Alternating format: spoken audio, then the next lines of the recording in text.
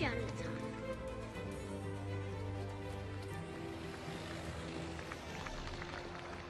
Welcome back to the Enjoy the Walk podcast. Guys, we're in a slight state of emergency. Coronavirus has shut down not only the players since we last spoke with y'all, but it's got the next 2 PGA Tour stops, and it's got the Masters postponed. What the hell is going on? It's all falling apart, man. I'm But losing it. I do want to offer a little bright spot of hope for our listeners.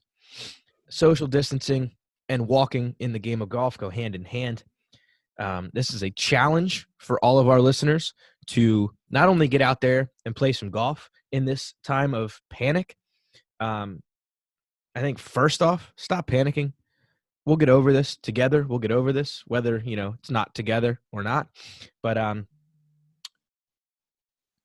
walking and carrying your clubs is a great form of getting yourself out in the open, out in the sunshine, some fresh air, away from people. You don't have to, handshake. You don't have to interact with people as close as you do in a lot of other sports. Carry your clubs. Get out there on the golf course. Dante had, conversations with myself and a medical professional today that, where we're talking about how, through the ages, some of the best remedies are just sunshine and fresh air. So what better way to get sunshine and fresh air than carrying your clubs and walking out there on the golf course?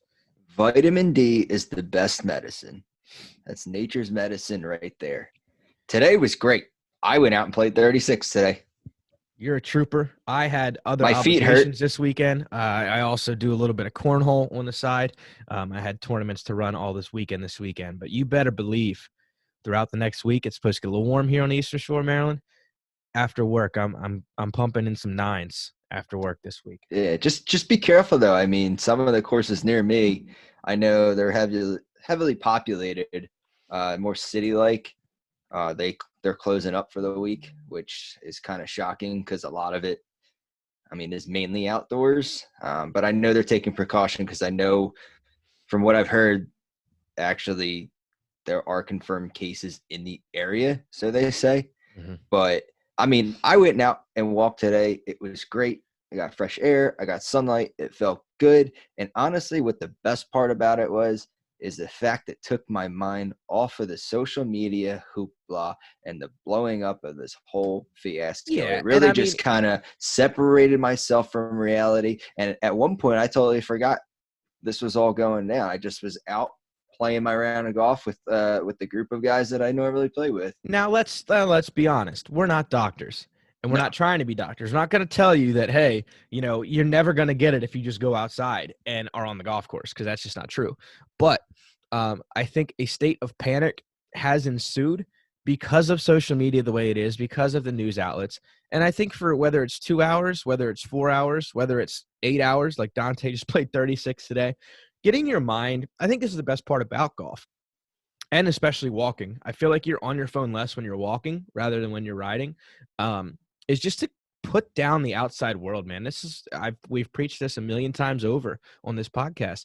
The best part about the game of golf is to be able to separate yourself from the world for however long you're out there on the course, and it's the best part about it. And I think in this time of social kind of angst of what's going to happen next, get out and golf, man. Have fun. Enjoy the game for what it is, and just, put away the worries and the stress for a little bit, and, carry your clubs, enjoy the walk, and play golf. Yeah, turn that power button off and just throw it in your side pocket and just play golf. Exactly. Or, turn your phone on airplane mode, but download our podcast before you do so and listen to our podcast out there. That too. But when the phone is on, you couldn't miss the news that the Masters has postponed. I think everyone in the golf world saw that by now. If you haven't, I'm sorry to ruin your day.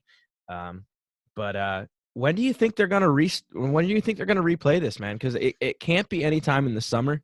The summer schedule is way too packed, so it's going to have to be the fall, if anything. I think at this point in time when the Masters reschedules. What are your thoughts on that, man? Yeah, from other sources, they say the fall and whatnot. it seems like it's probably going to be around probably the kickoff of NFL season. Mm-hmm. So that might be kind of tough for them too, with ratings wise, because everybody loves their football. But yeah, I think it's going to be. I don't, a lot of people think they're actually. I heard today that someone was saying they were going to cancel it and just have three majors. And to my head, I was thinking that's impossible. They're definitely going to have the Masters. There's no way. So I think Yeah, it's going to be a fall. I think if there is any option on the Masters committee, they're not going to let a Masters year go. But in the past, it's only been done one other time, but during World War II, when the entire world was kind of, at a standstill other than at war, they postponed that too. So it would be the first time since World War II that the Masters has not been held in a calendar year. The only other option I just keep looking at, and I keep seeing this, there's a great possibility the Summer Olympics is canceled because of this coronavirus scare, because of it being in Tokyo, because of it having such close proximity to a very large number of outbreaks.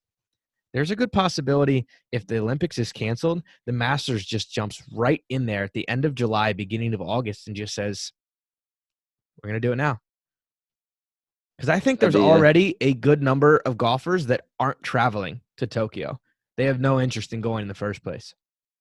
no. And it was funny because there was some top players because around the last Summer Olympics, the Zika virus Mm-hmm. was, an outbreak and people were freaking out. And I know a lot of players stepped back and said, I'm not going. You know, it's the Olympics. I mean, the last time it's cool that golf is now back into the Olympics, but how many years has it been since the previous time? Oh, it was So back. kind It of, was back before Arnie and Jack. Like it was way back. yeah. So in my eyes, to some of these professional players, the Olympics doesn't really cross their minds at all. I think they believe it's a real cool opportunity to be in now. I I mean, I think it's know, a bigger deal everywhere but the United States. I think U.S. golfers in particular have been so conditioned to give a shit about the Masters, the PGA Championship, the U.S. Open, the players, and the British Open. That's what they care about because they grew up watching Tiger, who only gave a shit about the majors. yeah, So that makes that's all sense. they're conditioned to really care about. So now you throw this new kind of Olympic, and I mean, Ricky was pumped to be in it when he was in the Olympics last time around. He got an Olympic tattoo, so like, I mean, there is obvious pride. I mean, anytime you get to call yourself an Olympic athlete, that transcends the world of sports, I think. But for a lot of these guys, they just, I don't know. I mean, I don't if it's if it's just Brooks's mentality. He doesn't really give a shit about much. So him saying I don't really care to go didn't surprise me. And the same with DJ. They kind of have the same like shrug shoulder mentality about a lot of things. But let's take a look here. I'm looking at the fall schedule starting in September. So you have kind of the break from the end of August, the Tour Championship, the 27th through the 30th, end of August. And then you have like a 2-week span. They might be able to have the Masters then, but do you really think they'd pile the Masters right behind the Tour Championship? Or would it be okay, hey, we just crowned our Tour champion. Now the race to the FedEx Cup's going to lead right into the Masters. I mean, it could be a Yeah, little bit of hype falling out there. But it's a busy yeah, schedule to put those guys through at the end of the year like that. that too. And I think the Masters is going to want to schedule their week where there really isn't much going on before or after, Well, let because me I know run don't they have isn't the RBC Heritage the week after the Masters usually, and it gets and no one plays it? which is going to be a really interesting dynamic this year if the RBC says, "Hey, we're going to run it," because then it's going to kind of give a new I think juice of life into that tournament because the RBC Heritage might very well be golf's coming back Tournament? to like tournament. Yeah, to like, Yeah. oh, hey, we just took a month and a half off or whatever for this whole coronavirus, and we're going to launch ourselves back at the RBC Heritage. There might be unprecedented viewership at the RBC Heritage this year. They're probably licking their chops this year because I mean, think about it. We've only they've shut down sports for maybe since Wednesday. It's been roughly Yeah. about 5 days, and people are already losing their minds. I mean, I see a bunch of memes and jokes on Facebook and Instagram saying, "Hey, so and so channel's playing this, or so and so channel's playing this sport," or somebody saw I some did type see of something bullying. on Sports Center today. They were kind of making a joke at themselves, but it's like, well, for the first time in Sports Center coverage, we are rerunning the 2014 bowling world championship, and next up will be darts and you know, lawn darts or some shit like that. Like, there's all kinds of stuff. They're just like they're scrapping for TV time now because there's just nothing to I show. know. I turned it on yesterday to see what was on, and they were just rerunning UFC fights. Yeah. So So let's run through the fall schedule here and see what might get the bump. Because I have a feeling the Masters might just go to one tournament and say, hey, we're gonna bump you. And we're gonna bump you good. We'll give you a little payout, but let's just agree that we have a greater standing in this world of golf than you do. it's like the So NFL flex games. yeah. So it's like, all right, September, beginning of September, the Greenbrier. I think that's a pretty good staple that's not going to go anywhere. A lot of people love seeing the Greenbrier. It's kind of the launch of, the 20 soft launch of 2020 season. I don't think that's going to get bumped. Sanderson Farms Championship, high possibility of getting bumped. I don't remember ever sitting down as much watch TV for the Sanderson Farms. I think it kind of gets, a medley of, maybe I'll watch this weekend, maybe not. Um, Week after that, the Safeway Open out in California. You usually got a big turnout for names out in that California area, Napa Valley. So I don't think that's going to get the bump. I tell you what, I'm looking at it. The week after that, the Shriners. The week after that, though, October 10th through the 13th, the Houston Open.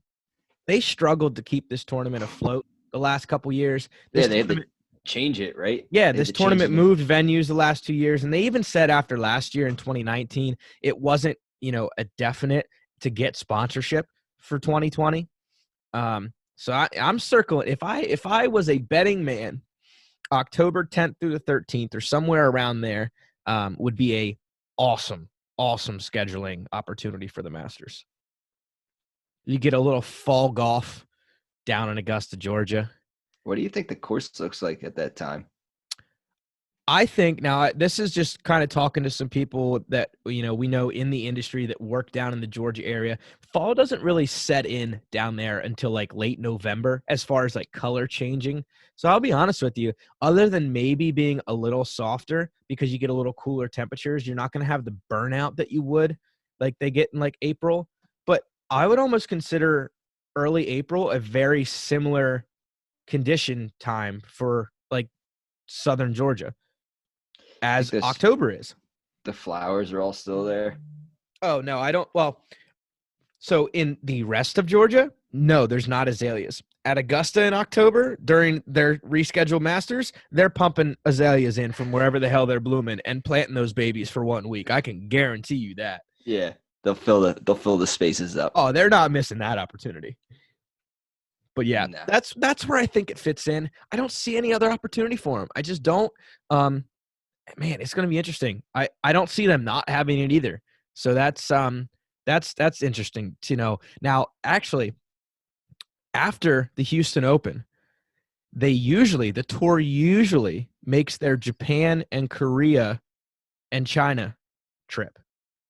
Now, I don't know how long all of this is going to last, how much, scarcity we're truly going to run into. But if this thing, especially over in those highly populated cities like Japan and Korea, if this persists through the summer, the tour might not make those trips over there. They were quick to cancel trips. The tours over there were quick to cancel tournaments before we canceled tournaments here in the States. So all of October could be open if this crazy virus persists over there. And then the Masters is wide open to pick any weekend in October. So, dude, I hope this shit just gets fucking gone within It'll the be next it'll couple be interesting to weeks. see, man. I don't think it's going to go anywhere anytime soon. I think as the testing gets more updated and we start testing more people, I think And more accurate. God, I pray there's not, more deaths. I hope that stops. I hope we contain it quickly.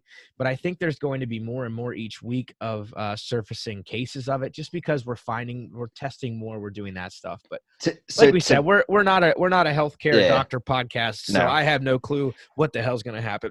I know. All I'm saying is my understanding of it is this kind of social distancing is to, avoid it from the elderly, because from what I've heard, the elderly and the immune deficient are the ones more at risk.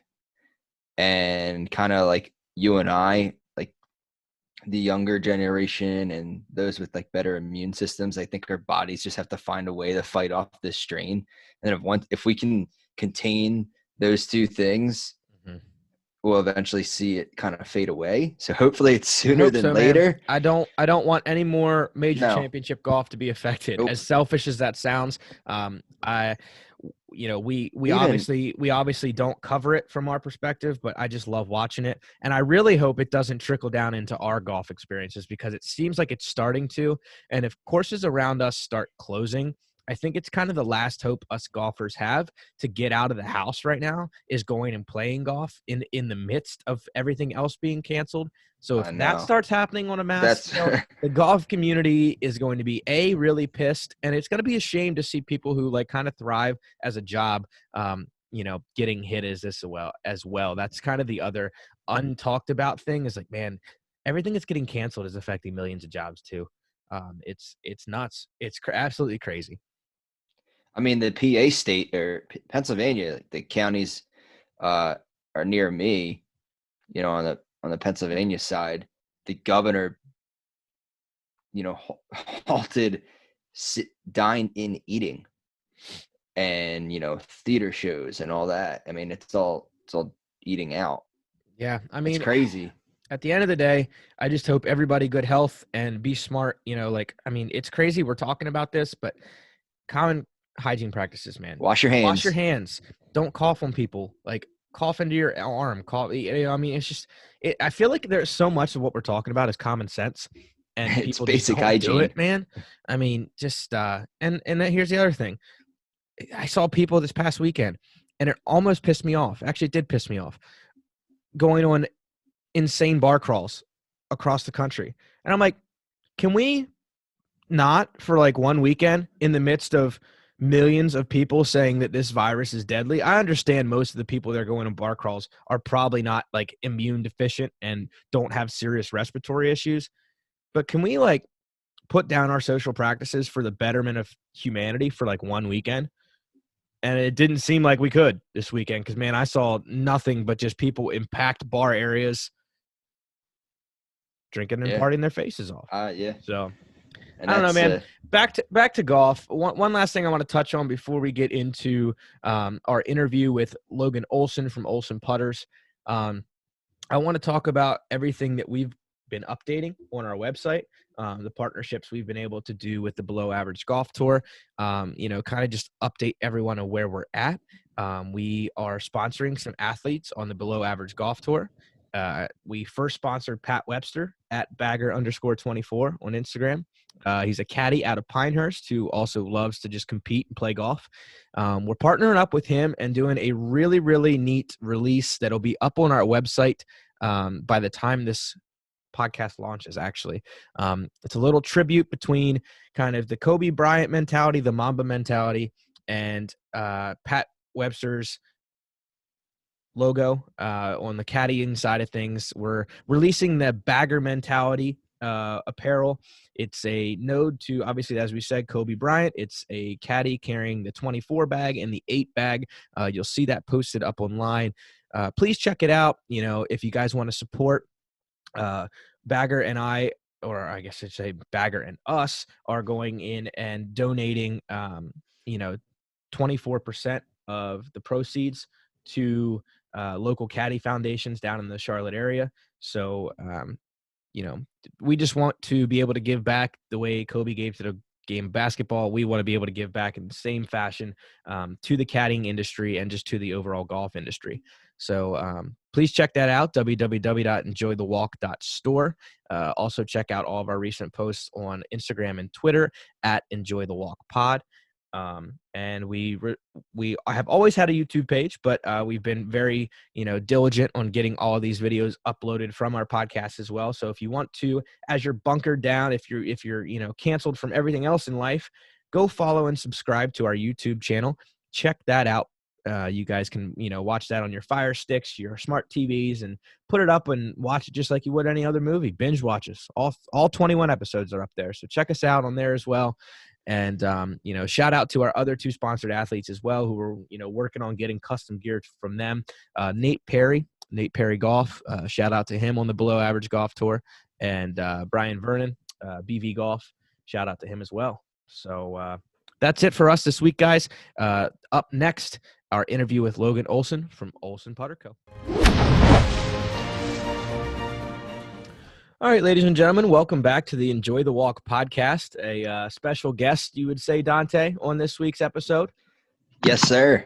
Yeah, we were, blessed to spend some time with this gentleman down in Orlando during the PGA Show week. If you don't know of him, you're sure to go check out his page at Olson Manufacturing on Instagram or his website. He does some seriously awesome one-of-a-kind putters that I'm not really seeing anyone else do in the game. So without further ado, Logan Olson from Olson Putters. Logan, how you doing, man? Hey guys, how's it going? I'm doing well. I appreciate you taking the time out of your busy schedule to drop in on our podcast and get us the inside information on what everything behind the scenes at Olson Putters looks like. So thank you. Yeah, no worries, anytime. So like I said, we spent a little time with you down in Orlando, and aside from the putter side of things, you have a great golf swing as well. I wanted to, kudos to you on that as well. I could definitely tell you've been playing the game for a while. Where did the love for the game of golf start for you? I don't know if I'd call it great. I think it's a long ways from great. But no, I started really young, and I think that was pretty instrumental in a lot of things in my life. It's like golf's one of those games that they say, oh, it's the most relatable to real life that you could ever get. And I think definitely, as far as all the variables in it, it for sure is. And as a kid, starting out playing golf, you learn a lot of life skills as far as, just dealing with people, dealing with adversity, and learning a lot of manners that like how adults deal with each other and maybe some of the not so good stuff too. But really, more than anything, golf just kind of helps us learn how to communicate with people on a real level. It's like kind of going to school, public school. You get such a variety of personalities. You get such a variety of, just people. It really kind of conditions you for the real world, I guess you could say. So yeah, I started off playing golf really young, and like 7, I think. And that's probably, yeah, 7. I'd say younger than most. Yeah, I feel like, you look at the prodigies and they're saying they're starting out around 4 or 5 or maybe even a little younger, who knows. But in the grand scheme of things, I feel like that's a very early time to start any sport, let alone golf, for sure. Yeah, especially as frustrating as golf can be. Now, is that something you've played consistently since 7 years old? Yeah, I mean, I was into a couple of different sports when I was a kid. I played some traveling soccer, a little bit of baseball. Like every kid does, you kind of dabble in a lot of things. But golf was the one thing in my life that definitely stuck around. I feel like I had a lot of interests growing up and still do, but it's always been one of those sort of really consistent things in my life. It's never gone away, and it's never been pushed too far to the side. But yeah, just a little bit of other things, but mainly always golf. No, and I love that. I think the one thing you said too, which I think is so true about the game of golf, especially those who start young, is the ability just to socialize and to maybe, pick up on just different keys and understand how people work. Because a lot of the times you're not always playing with the same, 2 or 3 people. Maybe for kids, they're always playing with their dad or someone in their family that helped them get into the game, but you're always playing with different folks, that whether it's your random foursome on a weekend or just people you run into on the day-to-day. Golf definitely seems to have that, I think, knack more than other sports of just being able to get you into like you said, a real life scenario and understand the good and the bad of life on and off the course around the game of golf. Yeah, definitely. So now that's really cool. Now, you played a little college golf. Am I correct in saying that? Yeah, I did a little bit of traveling for intercollegiate golf between high school and going to college. Basically, just doing like mini tour stuff and traveling around, seeing if it was sort of my interest. I was definitely not one of the most like gifted golfers. I mean, it's like it has to do with a lot of variables here. Where I'm from, I'm pretty secluded from the world of golf as far as like having availability. It's like I'm a long ways away from any sort of a decent golf course, and so being able to practice on a regular basis and sort of keep up with the scale of competition of some of the kids down in the Bay Area or even Southern California was tough. But I made it sort of almost like a job to myself, and so it became something that I was really passionate for and got to travel around and play with a bunch of people. But yeah, not like full on just college golf, but intercollegiate traveling, that kind of stuff. Now, for those of you who don't know, or for those that are listening that don't know, where are you from that makes it kind of so hard to get to golf courses? Yeah, so I'm way up north in California. I'm about an hour from the border of Oregon, and we're kind of tucked in this little redwood zone here. And it's just not a lost trade here, but golf is just definitely not a normal popular thing. There definitely are people who golf around here, no doubt about it, but it's not as sort of mainstreamed as anywhere else. Sure. Yeah. I think, when people think California and golf, they're automatically like, oh, San Diego or, Pebble Beach area. And they just think like all Californians have this innate accessibility to the game. Yeah. And I'm glad you kind of mentioned that, because there is these kind of like, nooks and crannies of California that are just out and away from the golf scene a little more than, your typical high end golf places in California. Yeah, I mean, I'm definitely not going to say I'm in the worst spot for golf ever, but it's definitely pretty interesting. It seems like accessibility here could be a lot better for golf, but there's not such a big interest. I mean, I've been, just as an off example of it, I've been making putters for a while now and grown some exposure or whatever, and I think I've sold like 2 putters locally ever. So nobody here really is into golf particularly. There's definitely some people, but it's for sure out of the norm. You have people say, "Oh, you golf?" Like, "Oh, knob nose," but yeah, it's just not as mainstream as everywhere else. What's crazy is I guess you could say how big California is, and my realization to the size of it was when my previous job, when I was in logistics and we were shipping a lot of stuff in and out of California. And then it comes to the realization of how big it was when there was stuff I was going to places. One that comes up to the top of my head was like Eureka. And I'm sitting there, I'm like, where is this place? Only to come and find out it's like way up there. And because like the biggest cities that most people think of are LA, San Diego, and San Francisco, and like Sacramento, but they are so far in between each other. It's pretty wild to hear. So it's kind of cool to see exactly where you're at in relation. Yeah, for sure. Yeah, like, I mean, the hotbed. Yeah, Eureka's my hometown. I live in Eureka. So Okay. Yeah, we're way up here.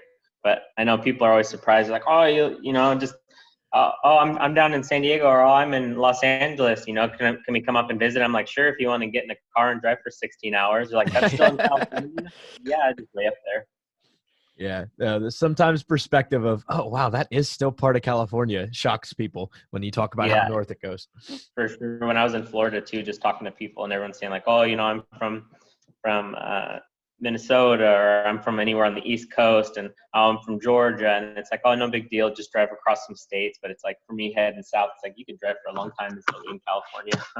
Yeah. No, I mean, I saw a graph one time, and it like really put it in perspective, like the width at California from top to bottom. You basically can start at Florida, like on the tip down by the Keys, and I think drive pretty much like very close to the like North Carolina, Virginia line, and like still be considered of what California covers. So that was like, it was very cool. And it was just like, it put perspective of, man, there is a lot of real estate out in that neck of the woods.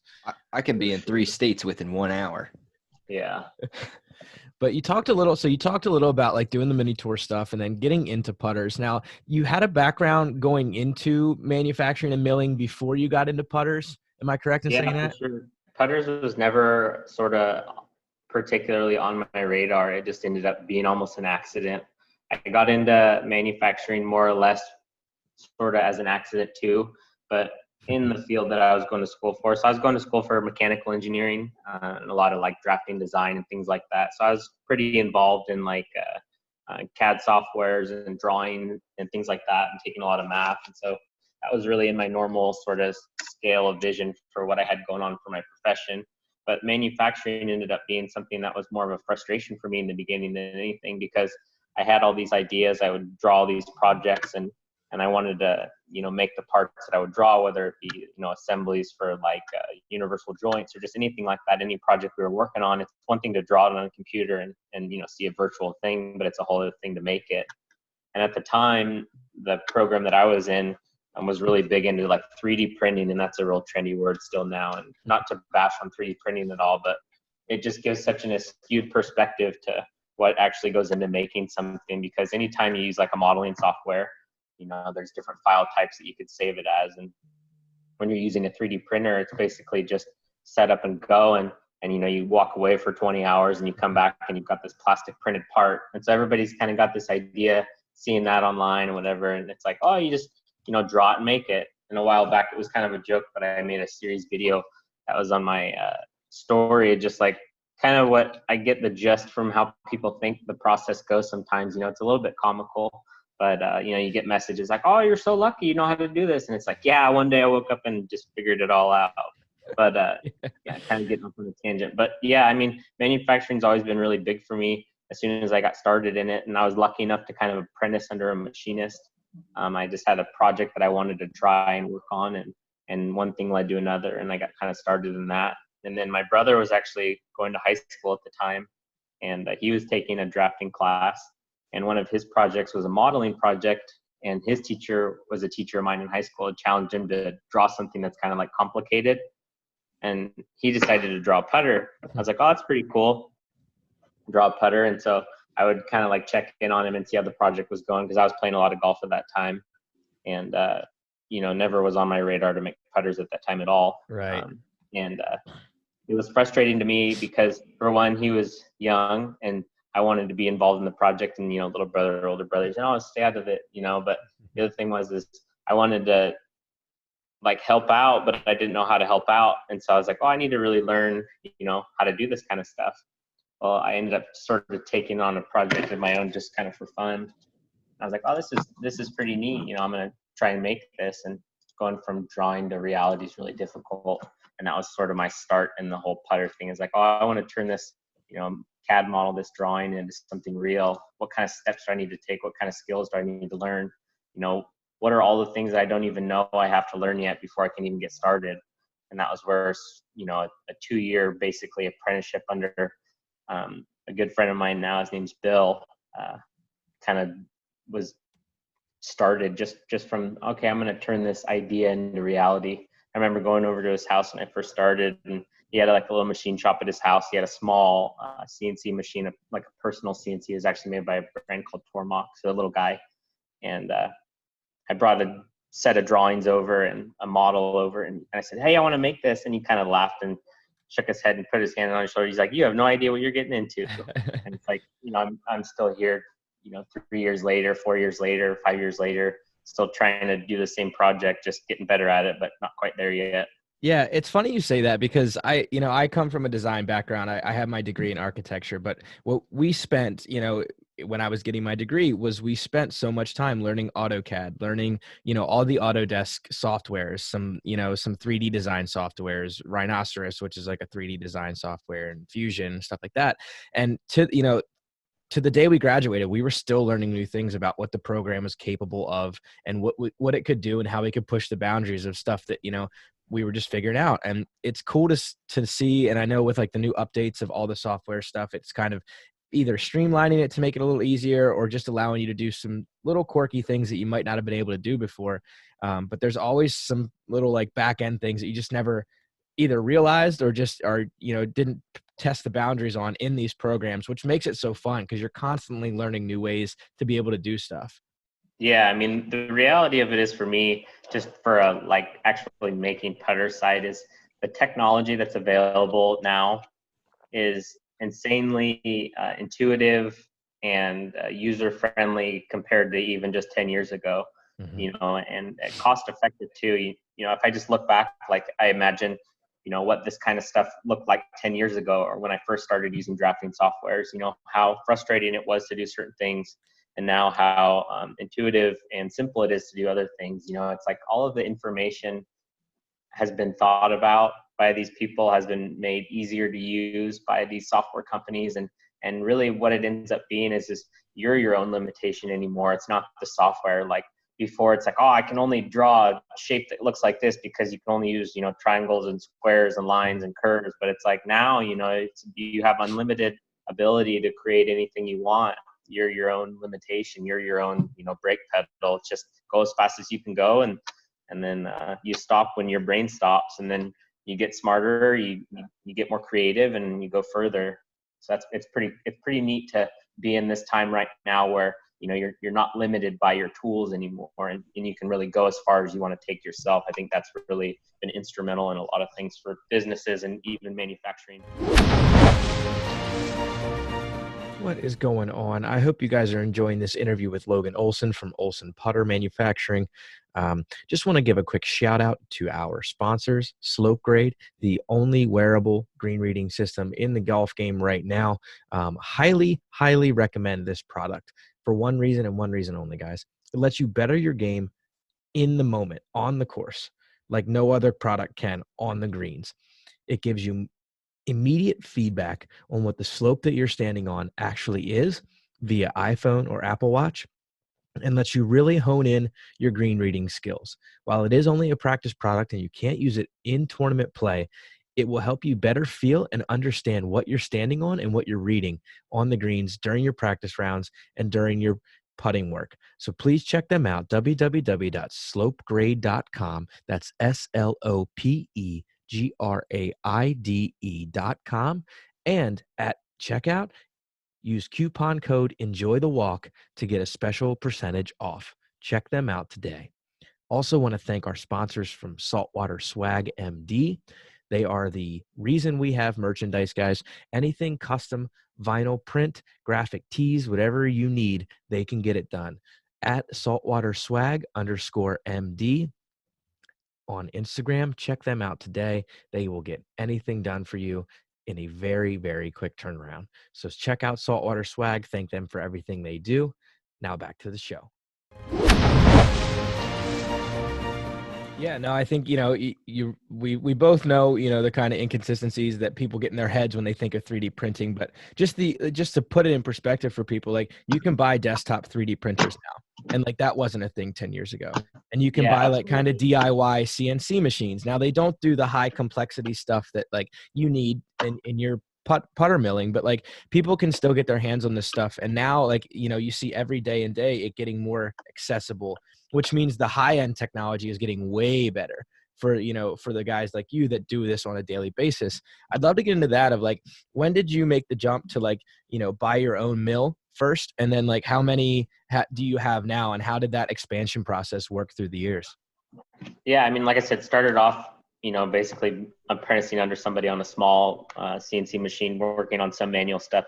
Basically just your DIY setup, running really slow, really soft, making all kinds of noise, making really ugly parts. That's how everybody starts. And then you start refining your process and you start seeing the flaws in your equipment or in your process.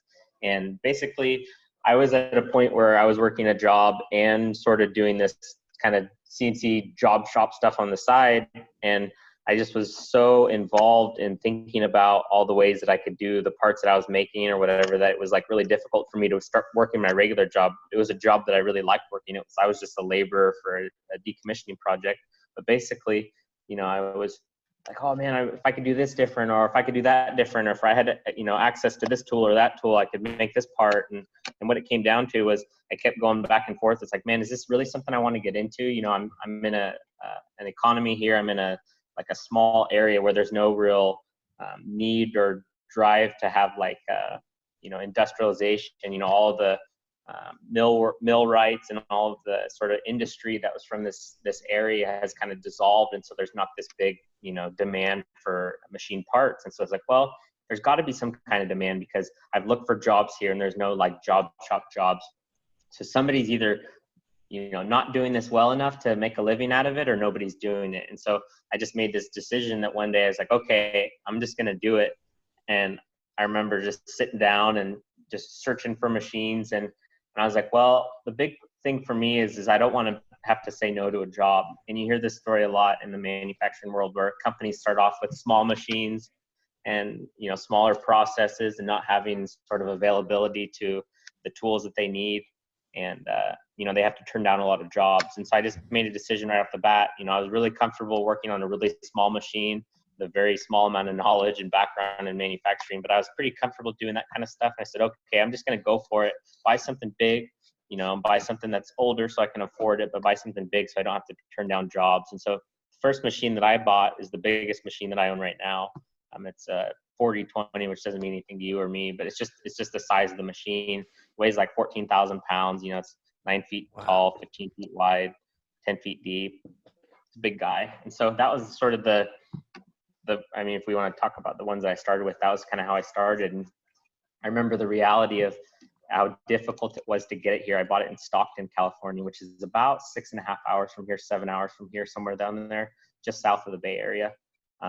Driving it up here, getting it rigged, cranes and forklifts and long haul trucks and everything. And I rented this big giant building, 2,400 square foot building. And I get this machine in here, all these people helping them, all, pumped up on adrenaline, oh, I got a new machine here. And I show up the next day, I sit on the floor and I look around me, and I said, there's not a speck of paint on the wall. There's not a bolt, a tool on the floor, just this big hunk of metal. Machine isn't even plugged into the wall. Thinking, oh man, what do I do? You get started. And just hit the ground running and pray to God something comes out of it worth selling, right? Yeah, and hope that something sticks. And it was pretty funny. I started off, with this idea, I'm going to run a job shop, and I'm going to, work on prototype parts for people. Someone's going to come to me and they're going to need something fixed, and I can make replacement parts. Like, this is going to be what I do, and there's going to be a demand here. I'm going to hold a monopoly, and it's going to be great.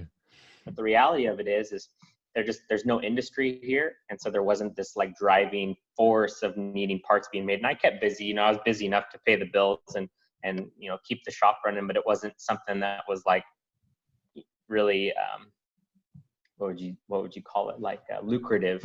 Yeah. And so what I ended up taking on was quite a few design jobs, and this big, expensive, heavy piece of equipment that I bought was just really not being used to the extent that I visualized it originally. And I was like, man, this is kind of a bummer. I spent all this money, I spent all this time invested in this business, and the one thing I anticipated myself doing, I'm not really doing a ton of it. And I did enough where it was like I kept myself busy, but it was never like enough to like really get involved in actually making stuff. And then one day I just decided, well, I made a putter a couple of years ago just for fun for a couple of my buddies. Maybe I'll make a couple more in between jobs when I don't, when I got some free time, because I regularly had time. Anytime you're doing jobs for companies or bigger operations, there's a lot of paperwork that needs to be pushed. And so you could be 2-3 weeks waiting on signatures, approvals, things like that, and spec sheets, dimensional drawings. And so I started making putters for just a couple of friends of mine, and I posted a couple of them on my Instagram. And I just got like a couple of random messages from people like, hey, I'd be interested in a putter. And I'm like, sure, no problem. Like, I can make a couple, like, no big deal. And it just sort of evolved from like, every once in a while I'm going to make a putter, to like, oh, I got like 6 of them I got to make this week. Now, did you I don't want to cut you off, but like, did you know what the putter market looked like at that time? Like, you had come from playing a little golf and mini tours and stuff. Like, did you know what the custom putter market looked like at that time, or was it kind of really new to you? Yeah, it was really new. I'd seen some of the other stuff going on Instagram. I'm not a social media guy at all. I absolutely can't stand social media. But what it is it's this amazing platform for me to be able to share what I do, see what other people do. And so for that, it's like awesome. It's like this availability to connect with people across the world. And I think that's really special. And so just getting started, you could see what other people had going on, but I was never interested enough to like really do like, okay, I'm going to check in and see, what the market looks like, how much I could charge for this, what the demand is, where should I be targeting my demographic, this, that, and the other. And so when I first started off, people were like, oh, I order a putter. I was like, sure, like $200, and we'll make it happen, no problem. And so the hard thing for me getting started was I started taking on so many orders in the beginning, and I started basically getting behind. It was this thing where you try to figure out where your costs lie in the process, and just kind of where you have to cut your teeth in order to make it work. And you can't charge $1 million, but at the same time, you can't charge $5. There's got to be some balance in the middle. And so working towards, being able to take on more orders and trying to find a better place in the market was really challenging in the beginning. And I've never been one to step away from a challenge, but I'm not a marketing professional. I'm not a really diversified media person. I have no experience in what you could say like online media, I guess. And so everything was just like, okay, shot in the dark. Let's see if this works. Let's see if that works. And, you learn a lot of ways that don't work. And then that kind of helps push you towards the ways that do work. And so I've been really fortunate that I've had this really great support system of people across the world that have been, kind enough to sort of put their risk in a 22-year-old kid out in California. We're going to give this a shot and, see if it works out. And maybe it's not, worth anything, or maybe it is worth investing in, getting something made. And pretty soon you get this nice spider web of connections where the golf world is amazingly connected, and you meet so many great people, and you have this incredible support system of people who are, invested in your company, invested in your brand, invested in you as a person. And it's been really awesome to see. I never expected anything like this. This is far exceeded my expectations of what I was going to be doing as far as putters went. I figured it'd be a once in a while on a weekend for a buddy kind of thing. And now it's, 100% of my business. I'm here 100 hours a week. I don't even know how many putters I make anymore. I don't even keep track of it. It's just, it's been incredible to see the growth and to try and keep up with it. It's almost impossible, but try as hard as I can and just meet all these great people, and have the ability to travel and meet, we connected in Florida kind of by accident, but just, meet people. And it's really been interesting. No, I think that happens, a lot in the game of golf, where there's a lot of kind of accidental meetings or crossovers. It's just the way the industry works. It's, you show up on a tee time and they throw you with two other people and that just want to go play golf. And then you end up meeting two guys that love the game. And then, you could be connected to them forever. But I got to know, what did that first putter look like? Like, was it one that you took pictures of and you were super proud of it? Or was it one you kind of sit back today and kind of laugh at and say, well, somebody's got to start somewhere? Oh, I think it's definitely a little bit of both. I remember at the time being so stoked, like, oh, look at this. Like, I finally, after a year working on this, drafting, programming, failed designs, failed parts, I finally have something physical I can hold on to. And I was just stoked about it. And I remember thinking, the next one I make, I'm going to change this, but I'm really excited to be here at this point. And then you make the next one, you're like, oh, you know what? I really want to change this. And to be completely honest with you, 2 weeks ago, it's the same mentality. Today, it's the same mentality. I look at a part that I made in, October last year, and I'm like, oh, that's sweet, but I definitely would have changed this about it. And I think the same thing about the parts I make today. So I like to tell people it's like this ever evolving, goal. It's a moving target that you never hope to get to. Bill, my sort of apprentice machinist guy, he would always tell me, he's like, it's a good thing to always strive for perfection, but you never really want to hope to get there. You never want to be in that zone where you're happy with where you are, because complacency just leads to, not progressing. And you should just always be striving to reach perfection. Just never hope to really get there. And I think that's a pretty powerful thing I've tried to instill in my process. And one of the things I'm really excited about doing for 2020 is sort of coming to life. And so, reinstating sort of like aerospace manufacturing, like an engineering approach to putter making is what I'm really excited about this year, and really refining the process down to a science. And so, yeah, it's kind of what I'm really into right now is process. I love that. And I think Dante can speak on this too. You know, when we ended up meeting up and kind of coming back to where you were staying and hitting some putts with your putters, the thing that impressed me most, and I think Dante as well, was that just like your overall knowledge of, you know, how the necks worked with the putter that they were put on and what they did to keep, whether it was either face balanced or really getting a toe hang on there. And that was the thing that really impressed me, was just your overall knowledge of not only like what the putter was supposed to be doing, but exactly what it was doing, and how your designs and, you know, everything that you put on that putter, from the putter itself to the neck to the shaft length and, you know, whatever, how that all affects the end result and the overall feeling that you're going to get in your hands. And I think that was something that was, I'm super pumped to see you diving, you know, even deeper into that, because I think that at the end of the day, that's why people buy putters is, yes, they look cool, but like, can they putt well with them? Yeah, and I've been really lucky. You know, it's like we're in 2020. We're not reinventing the wheel with putter design. These are, you know, our take, our version of these ideas, these designs that have been around for a long time. But what we can do is we can change our approach to how we make them. You know, we can choose to, you know, follow the path that's been written in front of us and kind of just make it work, or you can sort of redefine the process and go deeper into it. And I watched a YouTube interview one time with Bob Parsons from PXG Golf, and I think it might actually have been Johnny Wonder that was doing the interview with him, and he was talking about process, and he was talking about things and about sort of these, you know, when you really dedicate so much time, so much involvement into a process, the result will share secrets with you that you'd never figure out if you were just doing it to do it. You got to absolutely love it. You got to be completely into it.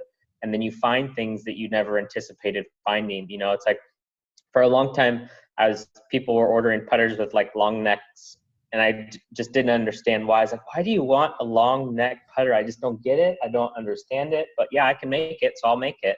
But you know, you find out that after messing with it, and one of the big things for me is, you know, when you're welding the neck on and when you're doing things, you add a lot of heat into the putter. And my standard little picking rod that I use, that's like a little bit of an interference fit into the shaft that I can push in to pick the putter up.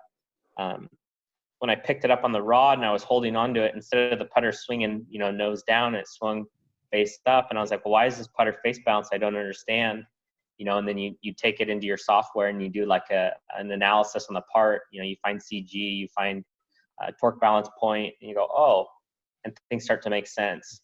And more often than not, you know, almost all of the things that I've figured out in putters, it's not because I'm the smart guy that figured it out. It was either by accident or by somebody telling me. And so I'm really interested in the process. And so you just take as much information as you can and you try to soak it up as a sponge, and you try to use that information to your advantage. You know, I think a lot of people, you know, you can do certain things, but you don't ever really excel at something until you get so obsessively involved into it that it starts to talk back to you. And I think that's something that I really try to do, is really break it down to a science. Like, why is this doing this? You know, ask the questions, not just go with the answers. You know, it's one thing for somebody to say, oh, I want this, I want that. And you say, okay, but man, why do you want that? I want to know.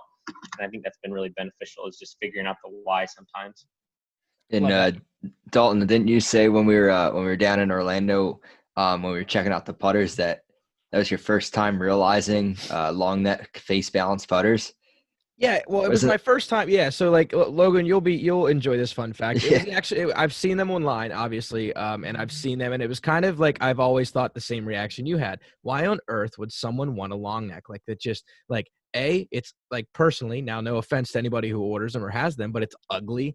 I don't think it looks that great. When I set it down, I didn't think it was the most appealing, even when I put it in my hands. But I'm a guy that, turns the putter a lot. So when I actually made the first stroke with it, it was like mind blowing to me, because like it put it in perspective. It was like, oh, that's actually what it does. And a lot of people just don't understand that with a lot of different putter technology, because they kind of just see things or people tell them something. But until you actually put it in your hand, or like the experience you had where it was in your jig and it just did something that the rest of the putters didn't do, that's when like your brain needs to see something like that to be able to truly process, to make a good understanding of what that technology is doing in your hands.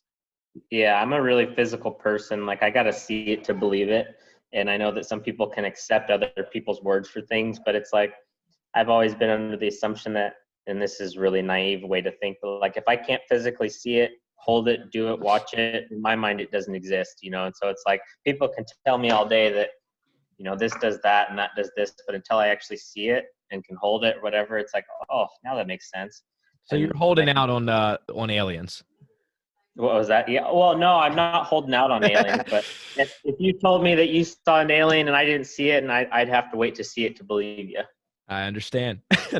I mean, besides aliens, I just think that just goes off in golf equipment in general. I mean, everybody, you can read all these types of reviews that it does this, it does that, but until you see it and feel it in your hands, you're not going to really make the decision for what works best for you. And I Yeah, think that just like having that mindset, and then with your brand and your putters, just, you know, it's just a perfect match.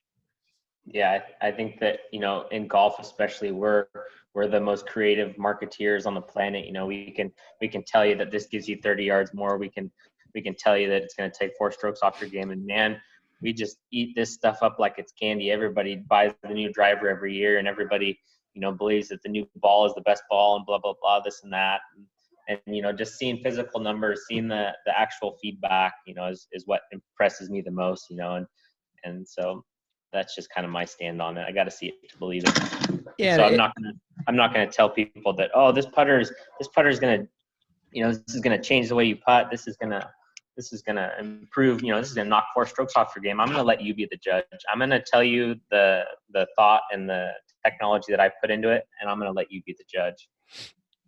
Yeah, I mean, it's like you said, the golf, it is one of the best marketing kind of realms in the country and in the world, I think, just because of how often people release kind of the same stuff, but just a new paint job and a better marketing run, and it's you know, all of a sudden the latest and greatest. But you know, from your standard kind of, this is what impressed me the most, is like all of, I guess, moving on from like tech, but kind of still keeping that same, you know, discussion, all the different necks that you put onto different putters, you know, from the long necks to some of these really awesome and like quirky little screw necks, or just all the different kind of art. I think that's where the art can also happen within a putter. You know, where do you kind of, do you just test things and see what works when it comes to just getting creative with necks like that? Or is there also kind of a science in what goes into the designs of those necks? Yeah, I mean, definitely there's a science that goes into it for certain aspects, but a lot of it's just playing around. You know, somebody says they want something, you know, you see something, you want to try it. And I think that that's where I've had the ability to really grow, you know, in the last year. It always is one of the highest compliments that I receive when people tell me, you know, it's like, oh, I bought a putter from you, you know, a year and a half ago, and I just bought another one. And it's, you know, it's amazing the difference that you've made in just a year and a half, you know, and that's kind of one of the best compliments that I get.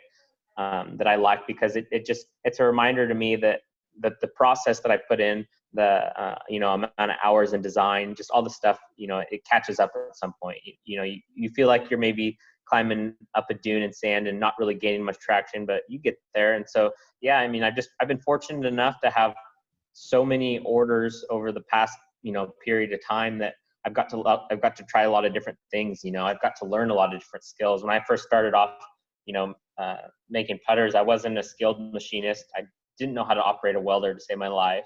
You know, I couldn't stamp anything. You should have seen the first things that I stamped. It's absolutely, you know, hilarious.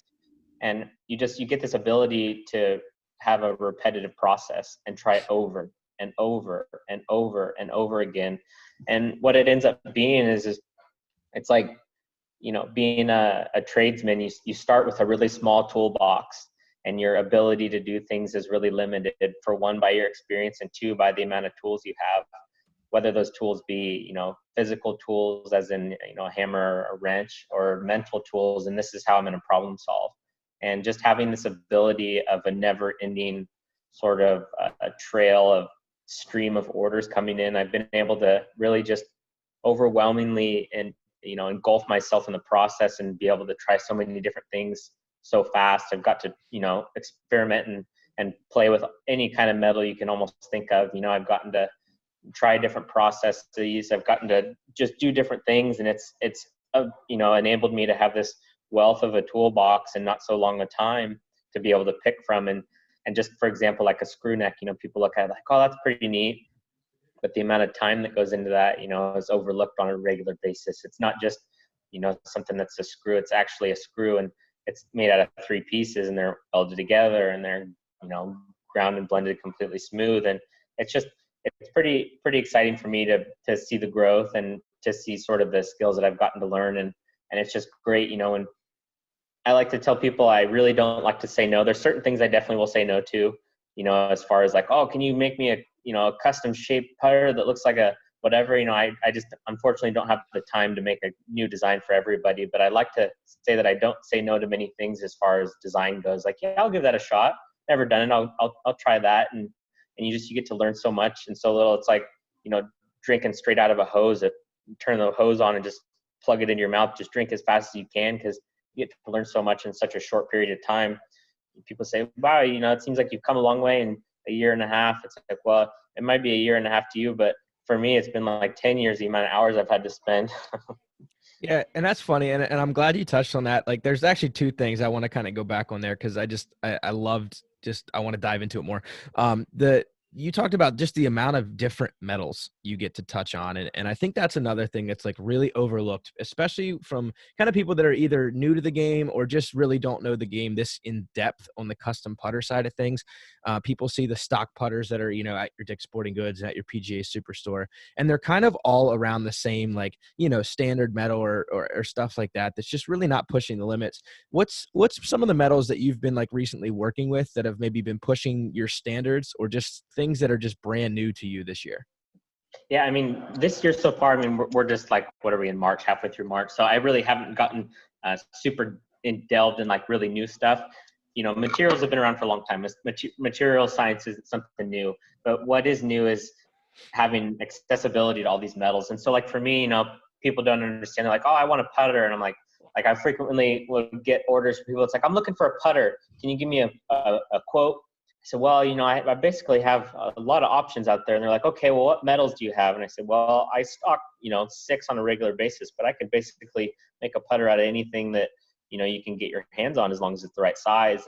And I wouldn't say that in the beginning, because, from a manufacturing standpoint, every metal is so different, and the approach at how you physically machine it is so different. And being able to just try, I mean, like working, just for example, like titaniums, all grades of steels, from really high carbon steel to low carbon steel to Damascus, working with both high and low carbon at the same time, coppers, brasses, blended metals, all kinds of exotic things. It's given me this sort of confidence in as far as like what I could take on, because I don't feel like there's something that I can't not machine, as long as it's the right size.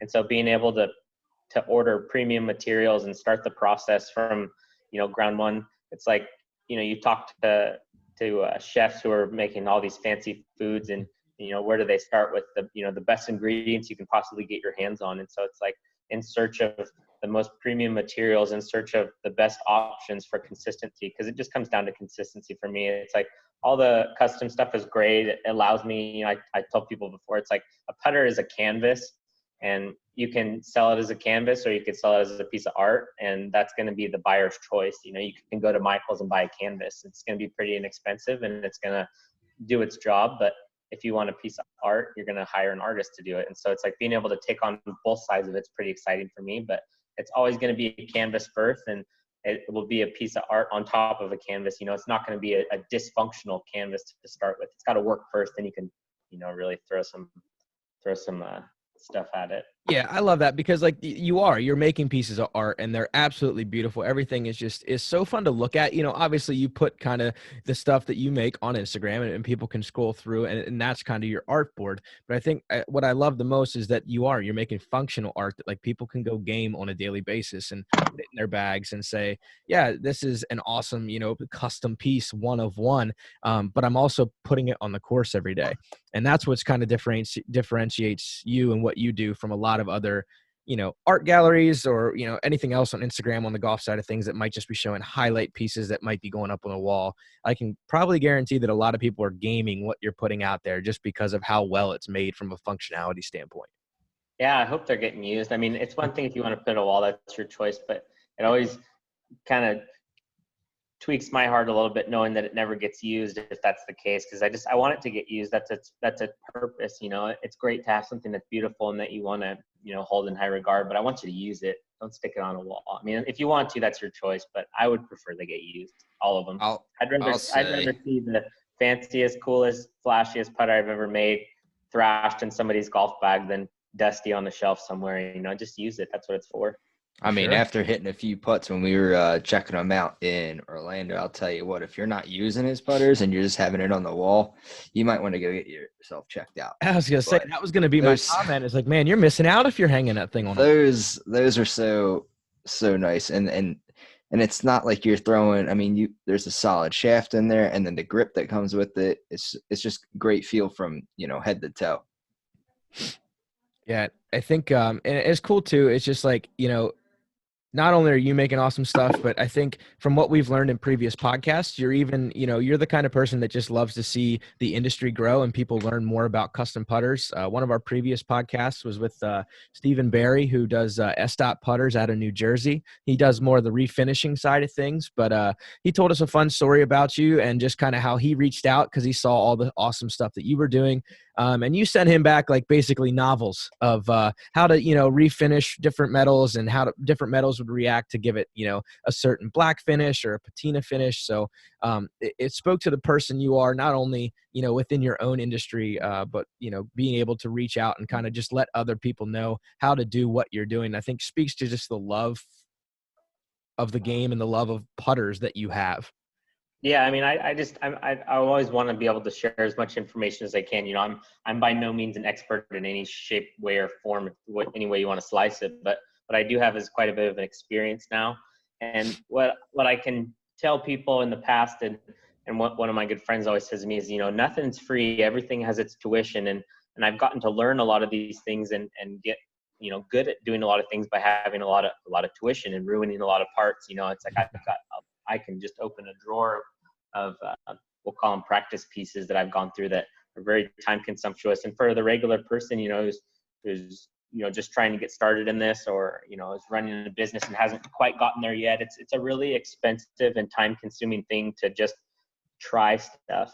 And I've been fortunate enough to have the ability to try a lot of things. And so if I can share any piece of knowledge that can save somebody some time, and it seems like they've got some serious interest in it, I'm more than happy to share as much as I can. I think as a whole, it's just so much better to elevate the group, than just try to push other people down, or, sort of try to separate yourself from the group by holding on to information that you have that you're not going to give away. I'm more than happy to, share any information I have to anybody who's interested, if that's something that they're actually wanting to do, because that's what makes the world go around. It's not closed source, let's share as much as we can. Let's grow as a whole. I love that. And like, especially, I think as we mentioned earlier, with the likes of YouTube and Google out there, there's so much information at our fingertips if we just want to take the time to kind of sit down and for 10 or 15 minutes and go find the answers to our questions. Yeah. I mean, YouTube is such a powerful thing. I've said this, if anybody knows me, knows how obsessed I am with YouTube for learning. It's like you could basically sit down in an hour and have a good grasp on almost any topic if you're really interested in it. The internet is such a powerful resource. Video is such a powerful resource.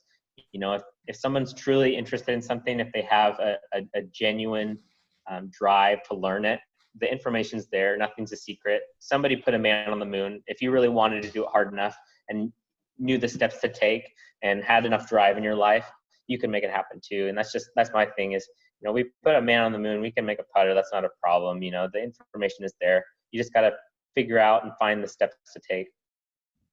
For sure. No, we've that's kind of how we've gotten to where we are today. It was a bunch of YouTube videos and a slight drive to just want to figure out how to get audio out to the masses. So for anyone else out there, I mean, it is possible, and it's just about how bad you want it and how long you want to work for it at the end of the day. Yeah, exactly. And lucky for us and for you, it sounds like too, it's something you enjoy. And so when it's something you enjoy, it makes it easier to have that desire and have that drive.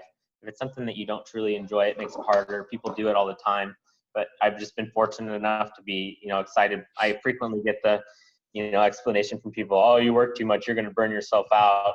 I've been hearing that for 2 years and haven't burned myself out. It's like, I know I'm still very young and getting started as a business standpoint goes, but it's like, I'm still excited. I'm here. It's almost 5:30 at night on a Sunday night. I've been here since first thing this morning on a Sunday, and this is my every Sunday. I'm here 7 days a week. And maybe I need to find a better balance in my life, but it's hard. It's hard when it's something that you enjoy so much, where you hop out of bed in the morning at the crack of dawn before light, and you're excited to get to work because you just enjoy it that much. And it's allowed me to grow as a business because it's never been a chore to be here. It's always something I want to do. It's always something I want to get better at, and I think that allows you to really grow. Yeah, absolutely. There. No, I couldn't agree more. I mean, the GM at my golf course, Michael, shout out to you, bud, if you're listening. He said it one day when we were just shooting the shit at the course. He goes, someone brought up something about him working like odd hours or whatnot, and he said, this is something I love to do, and if you make your career something that you love what you do, you'll never work a day in your life. And I mean, that just speaks at all volumes there. And he said it right there, like right there in front of us. I mean, it's just, and you're saying it too. I mean, you're saying you're putting 100 hours in, but you're really not working. You're it's more of your passion. It's your art, what you're putting out there. And like, yeah, I mean, it's hard to say I work when I get to play with robots and fire and hammers all day. It's like, that's a tough job, man. You get to toys. Yeah, it must be a shame to just to design on a daily basis the fun kind of aspect of side of things. I mean, obviously, like we've alluded to, it's definitely work. I mean, there's something to be said about putting in the time that you do, and there's physical labor involved. But when you get to wake up, there's all kinds of challenges. But yeah, I mean, as a whole, it's great. I can't complain. I've had hard days before, and it seems like everything's fighting you, and you want to run home and just call it a day. And I've had those days, and just every single thing that could possibly go wrong goes wrong, and everything that could possibly fights you. And you take a step back and you sit there, and I just, it almost makes me laugh sometimes, because it's like, what would I rather be doing than this? Like, nothing. This is ridiculous. Let's get back to work. Yeah. Stop complaining to yourself. Take a breather and then right back at it, right? Back at it. Yep. Sure. Now, I know one other thing that puts a smile on your face, and I could tell just from when we were, testing your putters down in Orlando, is kind of the other custom side of things that isn't really shown a ton on your Instagram or your website is, the custom head covers and the custom grips that go on these beautiful putters that you make. And maybe get into that a little bit as far as, does each custom putter get its own custom head cover, or are there lines of head covers that you have, or kind of what wraps up your piece altogether? Yeah, I mean, I started off with this vision at one point. I was like, okay, I want to offer a ton of head covers. I want to offer a ton of different grips. But the reality of it is if I'm not doing it in-house, I'm at the mercy of my supplier. And I've been really fortunate to build a really good relationship with Ebra, the guy that makes my head covers. Make sure you go check him out over at Flores Leatherworks.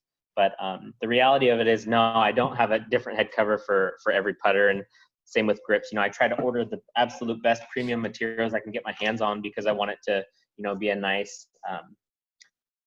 companion to the putter. I feel like if I put as much effort into the putter as I do, I want all the aspects of it to be as high of quality, and ever, completes it with the head covers. And I work with the grip master over in Australia with my grips, and it all adds to it nicely. But, I found a long time ago that there are so many companies that focus so hard on, the extra stuff. And I think that that's all great. And I think that head covers are a nice companion to putters. And I think that cool grips are a nice companion to putters. And I think all the other stuff as a whole makes a nice, well-rounded unit. But I've been pushing this for a while now. And I want to be a putter company. I don't want to be the guy that, sells 1 million head covers, or, I think that the head covers are awesome. And I try really hard to have cool head covers, and I try really hard to do all this stuff. But the reality of it is I just want to make putters. That's my thing. And yeah, I mean, I definitely get some cool head covers. And like you guys saw, it's definitely a nice piece add on, but putters are where it's at for me. Yeah, I was gonna say the value and the kind of end all be all is obviously your putters, but I think we got to see them in person and hold them and putt with them. There's no there's no one being shortchanged with the detail that also goes into your head covers and your grips to round off your full product. So I wanted to commend you on that as well. You know, Oh people yeah, I see the putter appreciate side of that. things, and And it's a full I'll relay package. that to my head cover guy. Like I said, we've got a great relationship, and I've been really lucky to work with him. And it's hard, you know, when you team up with somebody, you have to sort of relieve a little bit of control. You know, your ability to control the entire process is now, you know, you're unable to do that. And you know, he understands it. He cares as much as I do.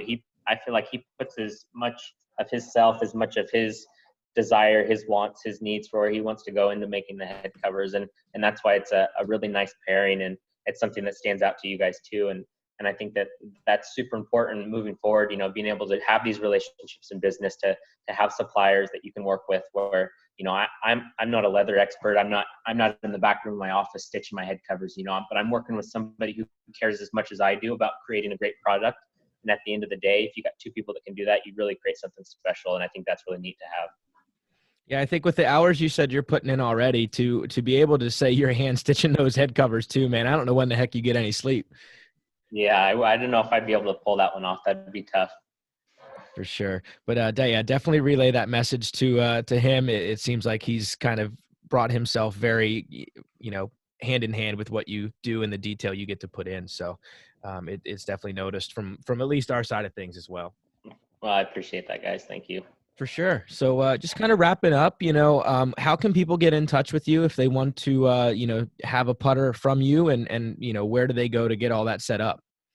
Yeah. If you want to just, I mean, I'll be completely honest. I get so many messages a day anymore on Instagram. It's tough to make it through all of them, and anywhere between 2 to 3 to sometimes almost 400 messages, you know, and so it gets really easy to get buried down in there somewhere. Email seems to be the best way for me. If you can get a hold of me through my contact email on the website, go to that website, olson-mfg.com. I can try to do my absolute best to get back to you on Instagram, but I can't guarantee it. Unfortunately, I just get so many messages. But I'd love to work with you if you're interested in doing a custom piece. And one thing I really harp on is I don't do duplicates, but I'm happy to work, you know, something that's very specific to you. So if you've seen something in the past and you really like it and you just want something that's just like it, you know, let's make something like it that's specific to you. Because at the end of the day, I don't want you to ever run into somebody that's got the same putter as you. I don't want you to, you know, head out to a tournament and be all stoked that, you know, this piece of art that you waited for months on, that you worked hand in hand on the design with, that you said, I want this to be for me. And some guy from Wisconsin has the same thing. You know, let's make it specific to you. That's what I like. And so, yeah, reach out to me through email. You can reach out to me through Instagram, but email is going to be the best. Awesome. Now that's very cool to hear, and I know we were lucky to hit you today on the Instagram and get you actually on board. So thanks again for taking time out of your busy schedule and joining us, man. Yeah, thanks so much for the time, guys. Really appreciate it. For sure. Guys, that's Logan Olson from Olson Putter Company at Olson MFG on Instagram. And as he said, olson-mfg.com. The best way to get a hold of him is via email. So, guys, go check out his putters. Go check out everything he does. He does a story every now and then when he's got a little bit of free time when the CNC mills are running. So definitely check them out as well. He's got a great sense of humor and an even better human being. So, Logan, thanks again, man, for joining us. And as always, enjoy the walk. All right. Have a good evening, guys. Take care. Take care. Bye-bye.